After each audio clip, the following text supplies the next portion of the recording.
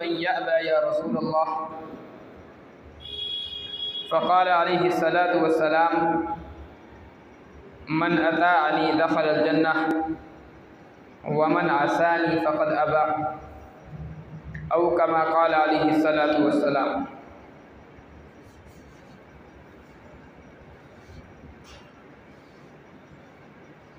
इताअत रसूल के ताल्लुक़ से कुरान करीम की एक आयत मुबारका आप हज़रात के सामने तिलावत की है और एक हदीस मुबारका पढ़ी है।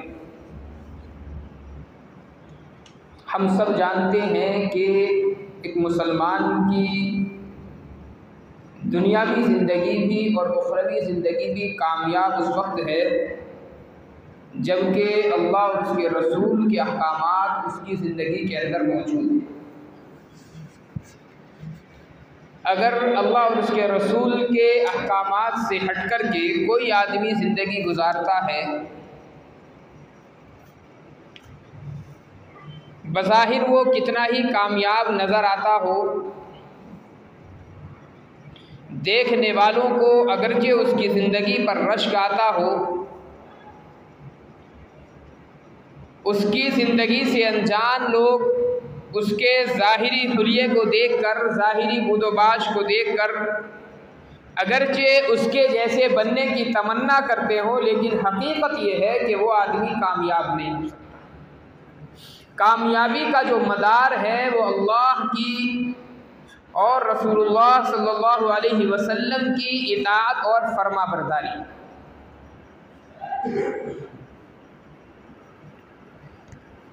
आका अलैहिस्सलातु वस्सलाम ने बेशुमार अहादीस मुबारका के अंदर इसकी ताकीद फरमाई है। कुरान करीम का खुलासा अगर हम जमा करें तो कुरान करीम का खुलासा भी यही है कि अल्लाह की और उसके रसूल की इताअत की जाए।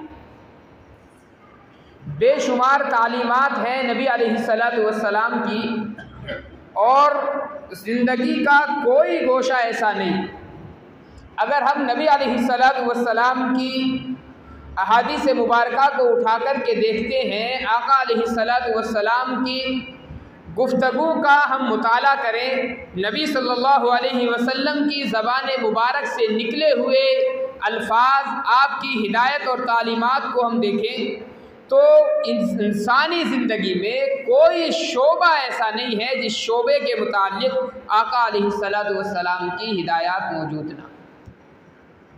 इसके अलावा दुनिया में बहुत सारे रहबर गुजरे हैं, बहुत सारे रहनुमा गुजरे हैं। मजहबी एतबार से भी, सियासी एतबार से भी, मुआशरती एतबार से भी बेशुमार रहनुमा, बेशुमार राहबर दुनिया में गुजरे हैं। उनके मुत्तबिईन की तादाद कम और ज़्यादा हो सकती है, लेकिन आप नबी अलैहिस्सलातु वस्सलाम और दीगर राहबर और रहनुमाओं में जो नुमाया फ़र्क महसूस करेंगे वो ये है कि कितना ही बड़ा रहबर हो, मुआशरत के एतबार से, सियासत के एतबार से, मामलात के एतबार से, दीन और मज़हब के एतबार से किसी की तालीमात इस दर्जा इंसानी ज़िंदगी पर हावी नहीं हो सकती जिस तरीके से आका अलैहिस्सलातु वस्सलाम की तालीमात इंसानी ज़िंदगी को घेरे। पूरी ज़िंदगी आपकी, जिस वक्त से बच्चे की पैदाइश होती है, बल्कि पैदाइश नहीं, जिस वक्त से बच्चा माँ के पेट के अंदर आता है, रहमे मादर के अंदर अल्लाह की जानिब से एक निज़ाम के तहत में जो एक नापाक मनी का कतरा रहमे मादर के अंदर जाता है, आप उस वक्त से इंसानी ज़िंदगी का मुताला करें, अल्लाह ने वहीं से हिदायत बंदे के लिए शुरू फरमाई। और जब तक इंसान मरता है तब तक जिंदगी का एक लम्हा आपको ऐसा नहीं मिलेगा जिसमें आप ये सोचने पर मजबूर हो जाएं, अपने आप को बेसहारा महसूस करें कि शरीयत की रोशनी में मेरे इस एक मिनट का या मेरी एक सेकंड का कोई हल मौजूद नहीं। पूरी ज़िंदगी इंसान की आका अलैहिस्सलातु वस्सलाम की हिदायत पूरी ज़िंदगी पर है। बस फ़र्क ये है कि हम लोगों ने उन हिदायत को लेना छोड़ दिया। हम लोगों की तवज्जो नबी अलैहिस्सलातु वस्सलाम की हिदायत पर, कुरान करीम की आयत पर, अहादीस मुबारका पर उस वक्त होती है जबकि हमारा अपना कुछ फ़ायदा होता है। ये एक हमारा मिजाज बन गया कि शरीयत भी हमारे अपने मिजाज के ताबे होनी चाहिए। शरीयत की ज़रूरत वहाँ महसूस करते हैं जहाँ पर हमारा अपना फ़ायदा नज़र आ रहा हो।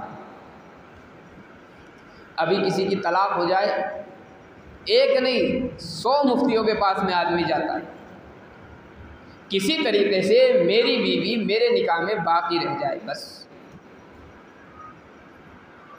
वो आलिम जिस पर सबसे ज़्यादा एतबार आपका हो और आप ये जानते हो कि मसाइल बयान करने में सबसे अच्छा है, आपने पूरी ज़िंदगी कहीं और जाकर के मसाइल ना मालूम किए हों, मुकम्मल एतमाद आपका उस आलिम पर मौजूद हो, लेकिन जब तलाक का मसला आएगा आप उसके अलावा 10 आलिमों के पास ज़रूर जाएंगे मालूम करने के लिए।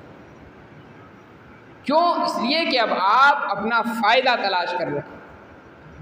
पूरी ज़िंदगी जिस आलिम से आप मुंसलिक रहे, उस आलिम के पास जाकर अगर ज़रा सा नुकसान आपका हो रहा, उसने कह दिया जी तलाक हो गई, अब आपस में आप लोग नहीं रह सकते, खामोशी से उठ कर के चले आएंगे, 10 मुफ्तियों से जाकर के मसला मालूम करेंगे, कहीं कोई सूरत नज़र आ जाए, कहीं कोई मेरा फ़ायदा नज़र आ जाए।